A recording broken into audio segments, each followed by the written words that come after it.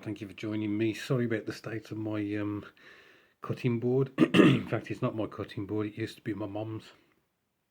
But she used to look after it much better than I have.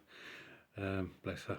Anyway, this is the Sherman that I'm doing for the United States Services group build being run by modeler Craig.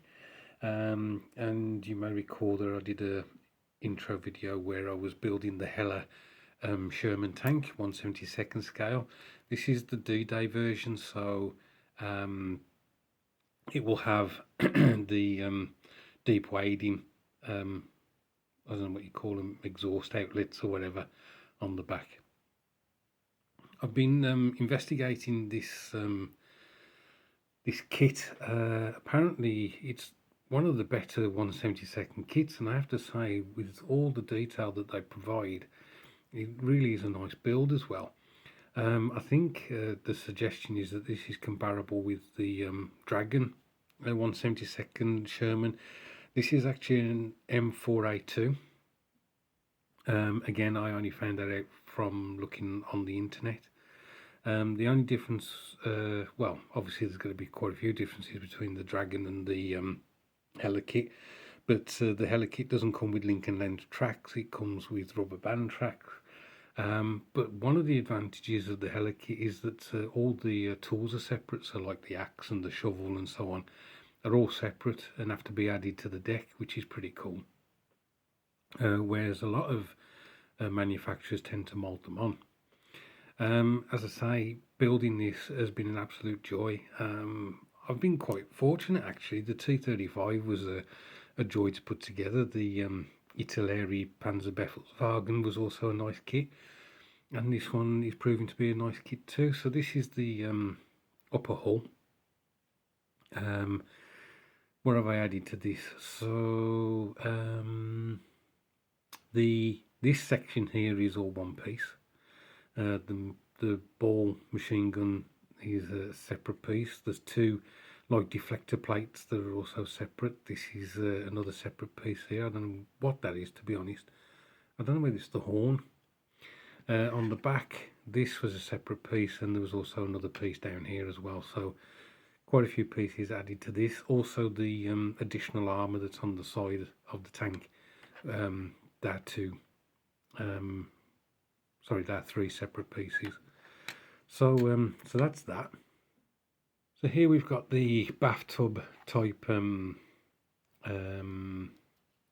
lower hull, although the rear piece goes on as one piece, and this front piece, let me just get a pointer.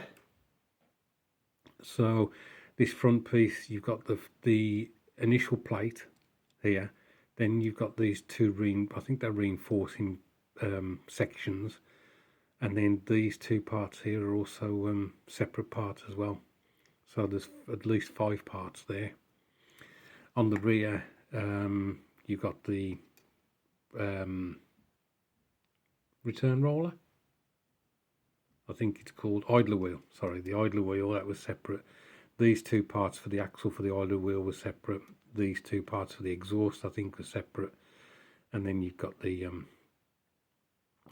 doors and whatever at the back. So, but it's all going together really nicely. It's really well made. Let's just have a look at some of the other detail. So these are the bogies for the tank, and you're given 2 options of wheel as well.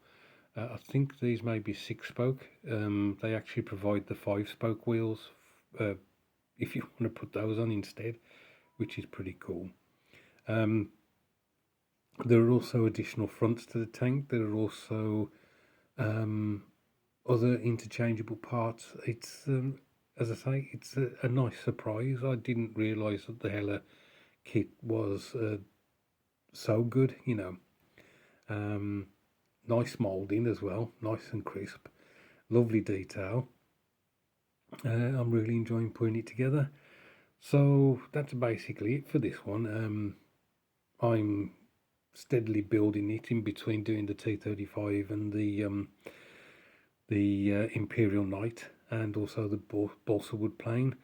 So yeah. Anyway, guys, really enjoying watching your videos. Thanks ever so much for watching. I do appreciate it. Look after yourselves. Have a great week, and I'll catch up with you soon.